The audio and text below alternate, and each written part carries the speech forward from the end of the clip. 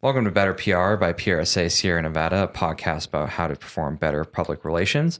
Today's episode is sponsored by Adams Hub for Innovation, a professional workplace and entrepreneurship center to help local and regional entrepreneurs to work, learn, and grow. Today, we're here again with Kathie Taylor, APR. Can you introduce yourself? Hi, I'm Kathie Taylor, APR. I'm with In Plain Sight Marketing in Carson City, Nevada, and I'm the Vice President of Professional Development for the Sierra Nevada chapter of Public Relations Society of America. We also have Bethany Drysdale. Can you introduce yourself? Yeah, I'm Bethany Drysdale. I'm Chief Communications Officer for Travel Nevada. That's the State Tourism Office for Nevada, also here in Carson City, and I serve as the PRSA Sierra Nevada Board President. And Chris Morgan, can you introduce yourself? I'm Chris Moran, and I'm the Public Relations Specialist at Travel Nevada. So today we're going to be talking about working in travel public relations. And you guys are the perfect people to talk to about it. So what is travel public relations? Well, we promote the entire state to potential travelers. And actually, kind of going back even farther, we have several levels of public relations for travel. We have trying to get out-of-state travelers to come to Nevada, travelers from around the world to come to Nevada. Then we have PR within our own state, trying to get people within our state to travel their state. Nevada has one of the lowest rates of in-state travel out of the whole U.S., so trying to get people to stay in-state and travel. And then we have stakeholder relations, and we have community affairs, where we need to get the community to understand what we do and what travel contributes to their life and their home, the tax revenue that's generated and all of that. So several levels of messaging out there. Do you have anything to add, Chris? No, Bethany pretty much covered it, but yeah, there's different audiences that we have and different goals that we're trying to reach. So what are some of the biggest campaigns that you guys are running either right now or most successful ones that you've run in the past? We work very closely with our marketing department, and a lot of what we do, what we call campaigns, are really out of marketing, like paid advertising as well as PR. And I think launching our Don't Fence Me In campaign was probably among the biggest. Don't Fence Me In, for people that don't know, is that old cowboy song. And it just fits Nevada so well. And when we kind of came up with, this is going to be our campaign slogan, Nevada is all about, don't fence me in, live and let live, and don't tell me what to do. And we love that. So this song fit perfectly. So through the work with our PR agency, our advertising agency, our marketing team, we were able to get the Killers to sing that, to record that song for us and make it our theme song. And got stickers everywhere, and it resonated so well with residents. Residents love that kind of pride of Don't Fence Me In. It didn't work as well internationally. Don't Fence Me In doesn't translate quite the same way in all the languages that we want it to, but I think that's been probably our most recent really big one. And then we have smaller ones that we've had a lot of fun with. Yeah, we had a road trips campaign recently, and that's just, our mission is to promote Nevada as a travel destination, the whole state. And there's a lot of rural areas that, maybe are not known. And so we have road trip itineraries, and we try to get people to go out on those. Marketing's really, taking the lead on that, but it did start as a PR campaign. So it did. We had a really fun one, the Extraterrestrial Highway. And a couple of years ago, I think we submitted this for an award last year. And a couple of years ago, the U.S. government finally said, okay, yeah, there's a program within the federal government that does study UFOs. It's kind of a real life, I'm just blanking on the show. The truth is out there. X-Files. X-Files. So we had fun with that. And we said, all right, so there are potentially aliens out there. They may have been to Area 51 before. We don't know. So let's invite them to come back. And we created this whole itinerary for aliens, not for U.S. travelers, for extraterrestrial travelers to come back to Nevada. Instead of miles, the distances were in parsecs. And, we just kind of addressed the aliens. So it was just something we had fun with. And because travel's fun. Because travel's fun. And Chris and I both, our expertise is really media relations. So we knew that it was a fun story there. And so we pitched it out to media, really packaged it in a way that media could, take a hold of. And it appeared everywhere. We had stories all over the US. And so I think that was probably the most successful, just truly straight PR, really straight media relations campaign that we've done. And it was just a lot of fun. Was there anything that you guys really had to do that would differ from like, the traditional or anything that had to apply specifically for travel?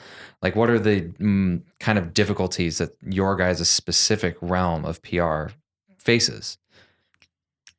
Wow. I think, I mean, you mentioned working with a lot of government agencies and things like that as well. I imagine there's, difficulty with working with that, trying to get around some of the nuances that governments require and things like that. yeah, well, there's several things. The perception that travel is just fun, that it's kind of a throwaway industry. It's actually the number one industry in Nevada. It's really what paves the roads and supports schools and pays teachers. And it's the single biggest industry in Nevada. But there's still that stigma of, wine and dine and, it's all fun. And it's a serious industry and people don't really understand that. And then just the silly things. We're a state agency. We're promoting wineries around the state. But as a state agency, we can't pay for alcohol. So we can't take journalists there and pay to have them sample. Partners come in. Yes. Yeah, we rely a lot on partnerships and a lot on local businesses to help us because, how do we promote? There's a brand new, amazing distillery in Carson Valley, the Bentley Heritage Distillery, and we can't pay for anything that they do there. So having them as a partner to show off all the great things in Nevada, that's kind of how we work around that. So how do you guys go about actually partnering with any agency, company, corporation outside of your sphere of influence? It sounds like a lot of it, is kind of these workarounds. So how do you guys manage those? Well, like when we bring in media, we definitely work with our partners that also have an interest in those media coming. So we do reach out when we know we're going to bring in a bunch of media or a media is coming in an individual trip and they have their agenda, what they want to do. So we'll reach out to those partners. And if it fits their PR objectives, they'll work with us on the project because they're going to get that publicity. And how are you guys really setting out like who takes the lead, who's doing what, the nitty gritty of it? Like what is the agency doing versus what is doing in-house versus out of house? Like how does that organizational structure fall for you guys specifically? I like to think that we're really good clients, and we really appreciate the agencies that we work with, and I'm sure you'll get any agency or in-house person that will have different opinions on this, but we really rely on our agency for their expertise. And a lot of ideas maybe start with us because we're the experts on the ground. We know what's happening in Nevada. But then we go to them with, is this a sound idea? Are there other destinations out there that we don't know about that are already doing something like this? Does this have any legs? Is this going to go anywhere? And they're a lot of agencies have other clients besides, one industry.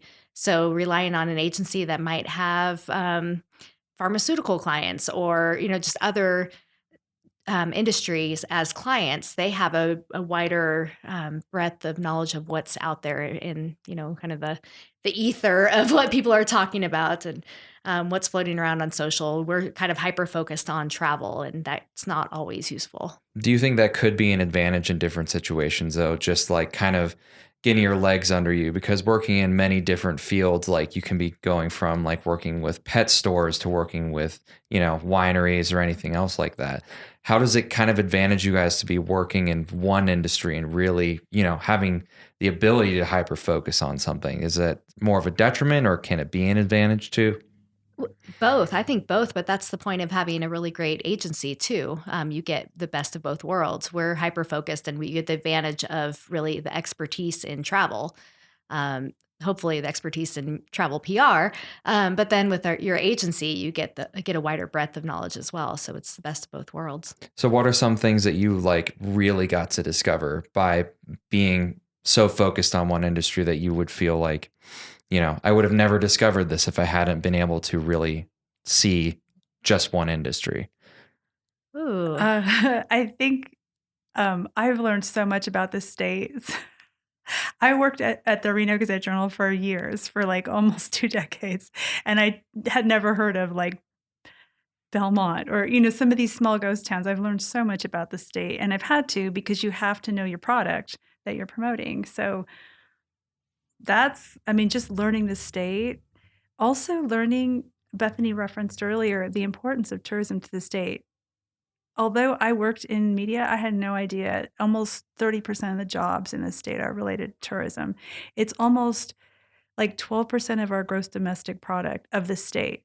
Like other states have nowhere near that. So for good or for bad, our state depends on tourism. And I did not realize that for until I started working in this industry. I remember talking to Kelly Scott, the old RGJ editor, and I'm like, hey, did you know? And she didn't know either. So I think it shows that we have some work cut out for us, but it was knowledge I gained because I could focus on one industry. And hopefully now can broadcast that out. Yeah, it's very interesting how, something that affects everybody's life in Nevada is something that's not even really thought about or known of. Yeah. So what's something that you guys is like would really want every Nevadan to know about your guys' agency and what you're doing? Maybe that it's how much you guys can affect their lives day to day, or, the more things like ghost towns or smaller activities that anybody in Nevada can do. Because, I've lived in Nevada almost my life, but the only things I really know about are like, yeah, Vegas is fun. Tahoe is fun for skiing every, couple months. But what are some things that you guys would know that's like completely just out there? I've had a lot of fun in this job exploring ghost towns and hot springs. I had no idea the number of hot springs and ghost towns out in the middle of really nowhere.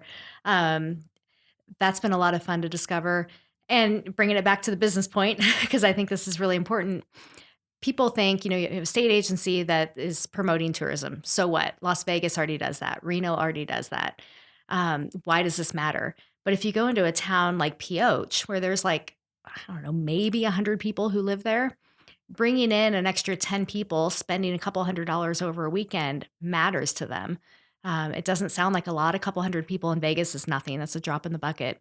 But a couple of hundred people, because of our efforts in a town like Pioche or the Storm Area 51 thing, the economic impact, even though that was such like a crazy thing that happened, the economic impact on those rural towns is massive. I mean, that is directly putting food in their freezer and paying for schools, and that's really important. So I think seeing the small impacts on local communities has been really eye-opening to me. Seeing that people really care if a group from Canada comes in and spends $50 on lunch, that matters to them. So that's been cool for me. It's amazing the effect that PR can have on these small town, like rural communities too, or just seeing ghost towns or preserving our great state of Nevada. But how do you deal with something like just so wild and out there, like Storm Area 51? That is, something that popped up overnight because of a web post and, so many things lining up. And then it comes to you. How do you guys really handle a situation like that or take advantage of it for Nevada, these small towns, and getting more people in our great state? We had to be very careful about it. We are a state agency, so we had to be very careful about how we talked about it. We had to have the governor's buy-in on promoting it at all. And our focus was not to bring too many people into Rachel, which is the little town on the extraterrestrial highway. They were already going to be over capacity just without any promotion at all. So we sat around a table and talked about there's other really weird things in Nevada, gotta love our state. There's enough weirdness to go around. So we talked about, how do we spread these people out to other areas? And then we worked with our marketing department and they put together a scavenger hunt, and you really did a lot of the cool stuff that we in PR can't necessarily do. We can't change our website. We can't create new collateral, things like that. But they took that idea and ran with it. And so we were able to kind of spread the wealth rather than having it potentially be a debacle in one little town. But it took a lot of talks, a lot of planning, writing potential crisis responses just in case. Thankfully, nobody really stormed the Yeah. gates. One person tried and she was quickly removed. So, but if somebody had really tried to do that, that could have gone sideways really quickly. We had a call with the Nellis Air Force Base to find out what they were doing, just to make sure we weren't, putting out messages that were contrary to what they were putting out, and making sure they understood that we were in lockstep with them as well. It's almost like making the best of a bad situation, like on such a high level that it's hard to grasp for anybody that's just viewing it from the outside and watching like the gears work behind the door of how to make a good situation out of this, that rather than hundreds of people running a government's facility gate. Like, and there are other things like that, but I'd also like to hear your guys' thoughts on the Mormon crickets that we have in Nevada too, where we have swaths of these crickets that come through, once a year, but some years are so bad where it's like, good luck opening your door. So along with 51, what are you guys really doing behind the scenes to manage even things that like start out as a publicly bad perception problem? Oh, well, I just encountered my first Mormon cricket this year. I had never seen one before. And with something like that, for those that don't know, they're really big. They're like maybe 3 inches long, big, shiny black beetles. And they don't fly, but they climb really well. So in certain areas of the state, when they come through, they climb up walls of buildings, and they're really dangerous on the roads. And since we promote road trips, the main thing we do is we just don't send anybody out on the roads when we know that's happening. It's a huge liability, especially for motorcyclists. If they hit a patch of crickets on the road, I mean, it's like hitting an oil slick. So we're very careful to check in with local communities and find out what the Mormon cricket status is. And who knew that would ever be in our job? And make sure that we aren't sending any journalists out, or we aren't promoting certain road trips that have the crickets. If generally they're kind of in northern Nevada, Highway 50 gets them pretty regularly. So maybe that time of the year, we don't talk about Highway 50. We talk about Southern Nevada routes, or we talk about Lake Tahoe instead. How'd you guys go about kind of establishing that network to reach out to? Because I mean, I imagine that calling somebody and be like, hey, how's the crickets going would be a rough phone call to open up with. But what was establishing that network like? Well, we have the territories. Do you want to talk about the territories? Yeah, those are regional organizations that it's like communities gather together to promote that region. For example, US 50, that whole corridor is called Pony Express Territory, and they as a group will promote that region or the drive on that region so that they can pull together advertising and all their resources. And then there's one for like Cowboy Country, which is like the northern end of the state. So there's 6 of them, and we we attend their meetings. Our rural programs manager is the primary person that attends their meetings, and we have those connections. So yeah, we know all the territory chairs, and we definitely would check in with them if there was any sort of situation, not just insects, but weather. There's certain times of year that maybe it's not a great drive in the winter on, Highway 50 or even 80 if there's a big snowstorm. There's always different conditions that it seems like a lot of teamwork for you guys too, like a lot of working with other people to do that. Does that present like unique problems for you guys as an agency, or something that you would have to maybe approach differently? Well, I'll probably get in trouble talking about this one, but sure. One of our road trips is called the Death Drive, and it connects Las Vegas to Death Valley through Pahrump, and it's a wonderful road trip. Death Valley is a world-renowned destination.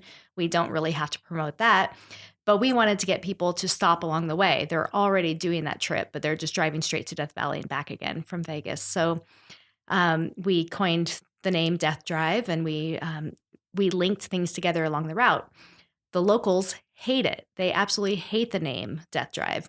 They think it's too negative a connotation. They think that it's just going to turn off a lot of travelers. And we had to have some really serious conversations with locals there and say, we're not promoting to you as a local. We're trying to get people from out of the area. And there's some mystique, some interest in something called the Death Drive.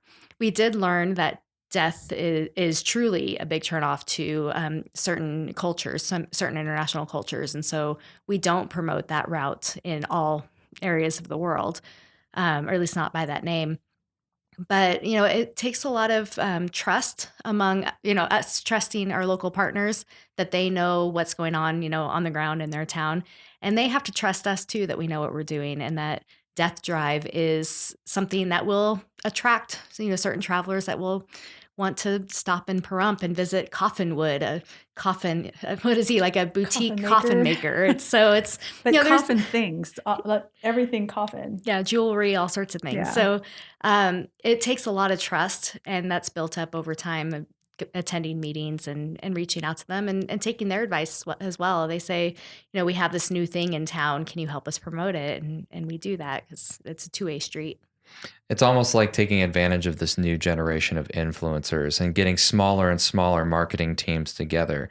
And, at least observing from your guys' campaign from an outside too, like you guys do a lot of work with these smaller individuals and really get to that almost Nevada loving knowing of people where it's, we're all one big neighborhood here.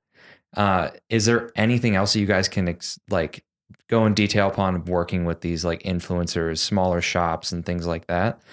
Or how do you maybe get those relationships going, how to actually leverage them from a PR perspective? Chris works really closely with influencers. Yeah. I'll let her take that one. Well,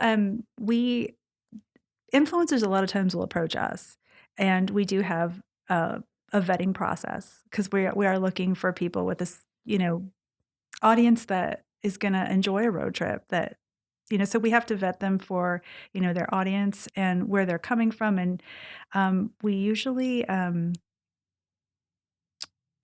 for the smaller influencers, not the really large ones, but the smaller ones with greater, what do you call it? They're having conversations with their followers more. Yeah. So they have a lot more interaction. And then we think that we see a lot of ROI from that, because they have a closer relationship with their followers, and we think it helps move the needle.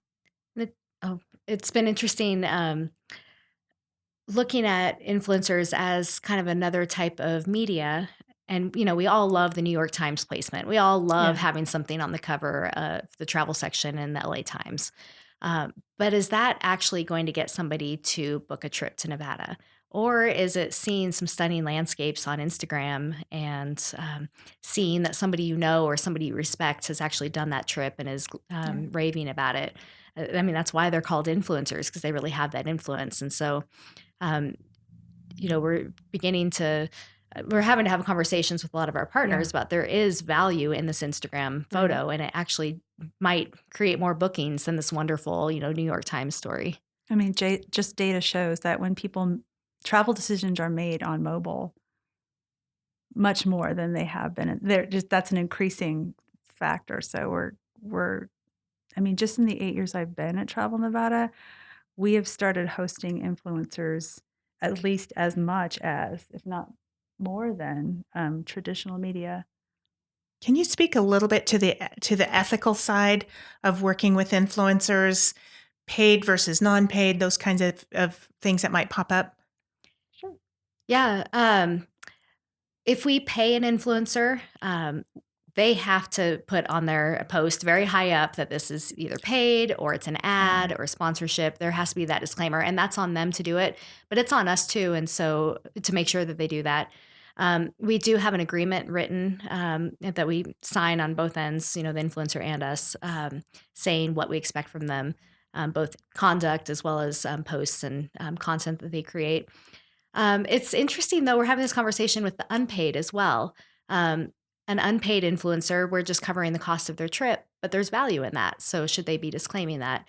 I think yes, to some degree, at least saying, thank you, Travel Nevada, for this great experience, something like that. They're not legally bound to having that disclaimer, but I think ethically that they should say that this was given to them. Likewise, a traditional journalist, if they're writing a story for the LA Times, they should say, thank you to Travel Nevada or this was a hosted trip from Travel Nevada. They should be doing that anyway. It's not legally required, but ethically they should. Yeah, it's almost really on the edge of that line for unpaid versus paid media. And the more that we get into this influencer age, Um, I guess, what are you guys' opinion on, the traditional aspect of paid versus unpaid versus now this almost new generation of it? And, you mentioned having to, walk that ethical line between, we need to make sure that we are saying, oh, we sponsored this trip and things like that. But as we know, a lot of influencers are not doing that. So where do you guys really want to fall on that line? Or do you really see it as an issue? Or I think it's a big issue, especially Yeah. as a state agency. We don't want, We want transparency. We want people to disclose when, what they've been given.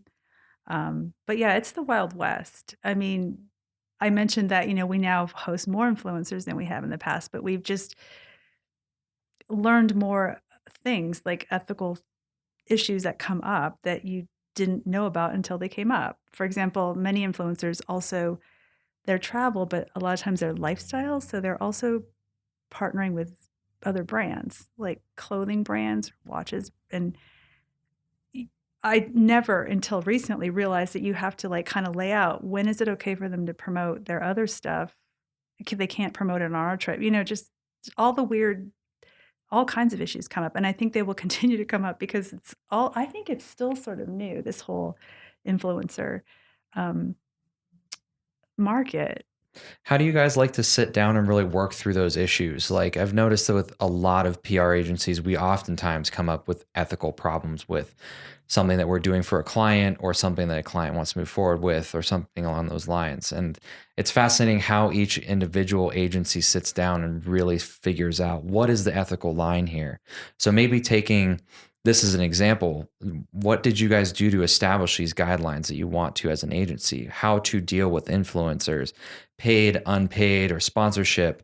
What was your process? We have a we whole we have a form. policy. Yeah. And this is where our agency came in and really is the experts in having other travel brands and other industries as well as clients where they could kind of tell us what they've learned as best practices. So working a lot with them, like we've said, here are the problems we have. We don't want somebody promoting, this clothing line on our dime. They're in Nevada on our dime. They should be promoting Nevada, not a clothing line. We don't know those problems come up until they do, and then we can put it into our contract, and then we know going forward. A lot of it is trial and error. Our vetting form is, I don't even know, like 10 pages, and that all came out of questions that have risen over time. Right. And our agency saying, oh, you know what? Idaho does this, and I think you should really use this language that we saw Idaho use, or California requires this. We think this might be a little too much. We should maybe not require quite that much. And so just a lot of expertise from our agency.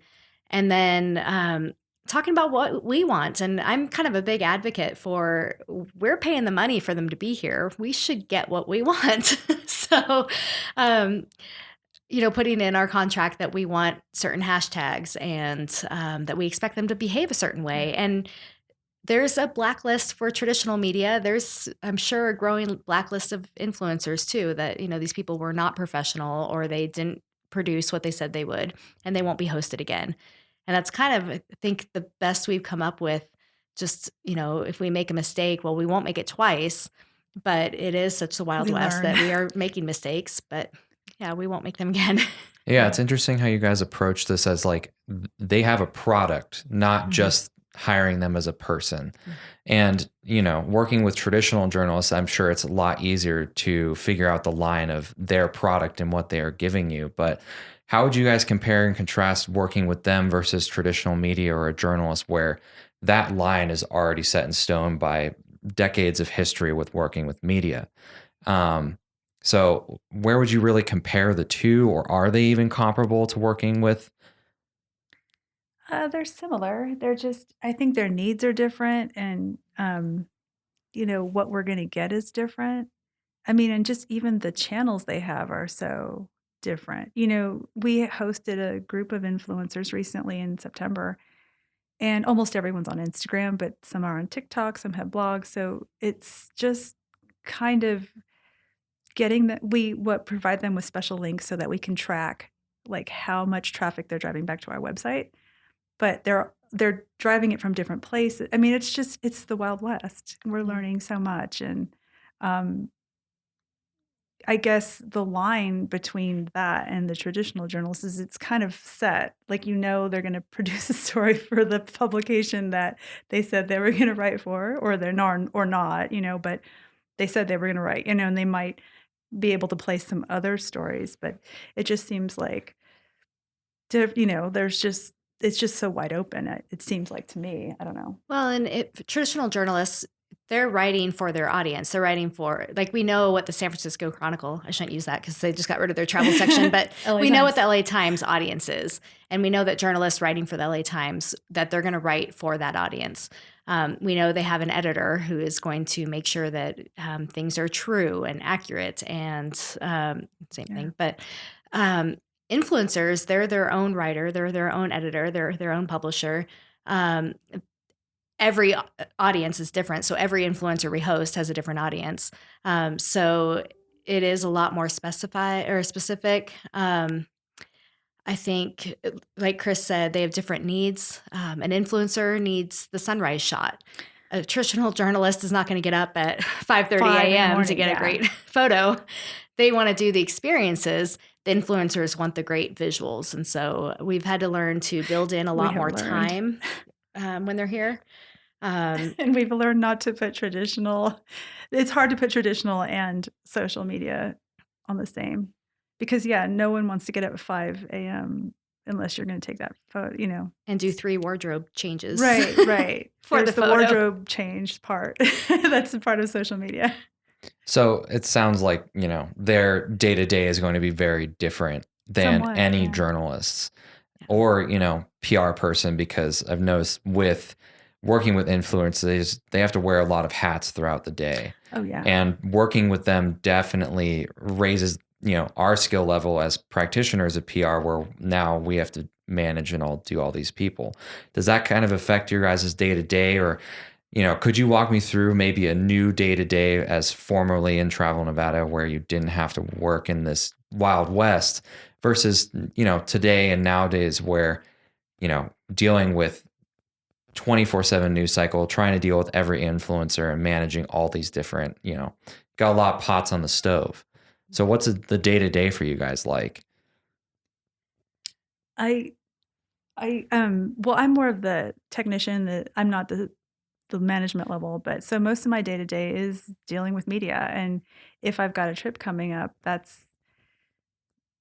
I think a lot of companies are like this. It's all about tactics, because although that's just one part of the RPI plan, it's like it's a big part of your time is scheduling all these things. So looking at like how it used to be and how it is now, I would say it's still really heavy on the tactics and, making sure everything is, when you bring media in, it's complicated, especially if they're traveling on their own. You have to set it up with partners. There's not just the vetting of them and the figuring out their situation, but like working with our partners. So it's definitely, it's just even more tactical, I guess, than it was when I started. From a PR principle standpoint, it sounds like you guys do a lot of risk management and crisis planning, crisis communications planning. It really is. Yeah, if you think about it, we don't want to be the horror story that's being told out there about, oh my God, I went to Nevada and this happened, or I was driving on this great road trip and then hit a patch of Mormon crickets and look what happened, got in an accident, blah, blah, blah. So yeah, it's a lot of crisis planning for the just in case, and keeping in mind that we're a state agency and, we serve at the pleasure of the governor and we would like to keep our jobs. So we want to make sure that we are keeping our agency and, at a high standard, making sure that there's no, black eyes on us as an agency. And do you guys have any advice for maybe somebody that's trying to get into what you guys do, or, somebody new to the field that wants to focus on travel? What would you say to them? I think understanding travel trends, they're changing constantly, but there's a ton of info out there on travel trends. the millennial, we call it the millennial mindset. It's not the millennial age group, but the mindset. A millennial mindset traveler is adventurous. A lot of them like to travel in multi-generational groups. That's a big trend. Grandparent, parent, and grandkids. That's a trend. Experiential travel and giving back to a community, not just going to some place and, taking all that you can from it, but giving back to it. So philanthropic, I guess, travel. So somebody who wants to get into travel should study up on the trends, kind of know what those are. And I would say get into the travel industry in any way, shape, and form. Work at a hotel, work at a concierge desk, understand what questions travelers ask. Anywhere within the travel industry, just so that you understand what those questions and trends are. And if you're in PRSA, there's a travel and tourism section, and there's a lot of, information that you could get from that too. But yeah, if you're in Nevada, I would definitely understand the importance of tourism in the state. And Do you guys really like to get involved with like PRSSA or students that are actually looking into this kind of stuff? Or how can students themselves get involved or prepare themselves as, do you guys look at professional organization or anything in particular for anybody getting ready to graduate with a journalism degree or a communications degree or anything of the sort? Yeah, we talk to PRSSA every once in a while, and we've had interns in the past from the J School work for us. Um, I almost caution, though, travel's a lot of fun. The travel industry is a lot of fun. You almost don't want to get into it too early because then, you're in it for You're 15, spoiled. 20 years and you're like, this is so great. I don't want to go anywhere else, but what am I going to do now? So, it's just a really fun industry. There's a lot of different types of travel, a lot of different areas that you can go. And I always tell people, being a former journalist, I don't know if I could do PR for just any industry.